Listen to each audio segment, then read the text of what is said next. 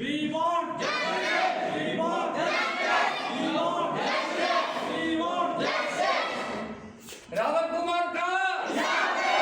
कुमार का कुमार का कुमार का जी त पहिरीं मां मोहनलाल पाकिस्तान दराज़ मर्कज़ी अॻवान जी त रावल कुमार जेको असांजो भगत हो जो मंदर में शेवा कंदो रहंदो सकरंड में तक़रीबन पोणा 2 महीना थी विया आहिनि त अञा इन कातल गिरफ़्तार कोन थिया आहिनि ऐं एसपी साहिबु साईं सकरंड में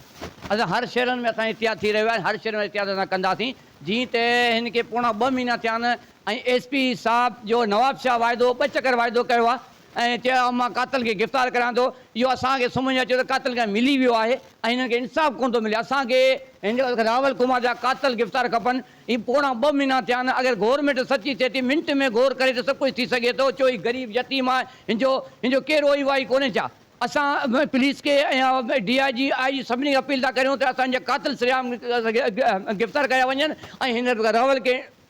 इंसाफ़ कयो वञे।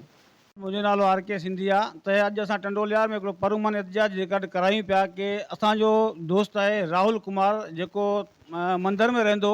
त कुझु ॾींहं तक़रीबन पोणा 2 महीना थी विया आहिनि जेको मंदर खां निकिरण खां पोइ हुतां खां मतिलबु गाइब थी थो वञे त माइट अवाम पाड़ियार सभु परेशान आहिनि छोकिरो केॾा वियो आहे त अचानक कुझु ॾींहं खां पोइ जेको पंहिंजो वाह में असांखे मरियल लाश मिलियो आहे लाश जी बेरुमती थियल हूंदी आहे अखि निकितल हूंदी आहे त उहो लाश माइटनि खे मिलंदी आहे त पुलिस SP नवाब शाह जेको आहे हुते ईंदो आहे मतिलबु यकीन ॾियारींदो आहे कि तव्हां सां बिल्कुलु इंसाफ़ थींदो ऐं उनजे अलावा ॿिया बि पुलिस वारा वग़ैरह ईंदा आहिनि पर इंसाफ़ जो ख़ाली आसरो ॾींदा पर इंसाफ़ अञा ताईं कोन थियो आहे त अॼु असां इहो एहतजाज रिकॉर्ड कयूं पिया कि असां हिंदू बिरादरी सां जेको इहो सकरंड में वाक़ियो पेश आयो आहे राहुल कुमार सां इंसाफ़ कयो वञे। मक़तूल गाह बणिजी वई आहे हर रोज़ किथे न किथे को न को सिंध जो दरावड़ क़तल थिए थो ऐं पुलिस जेका आहे उहो ख़ामोश तमाशे बणियल आहे। सकरंड में 2-2.5 महीना अॻु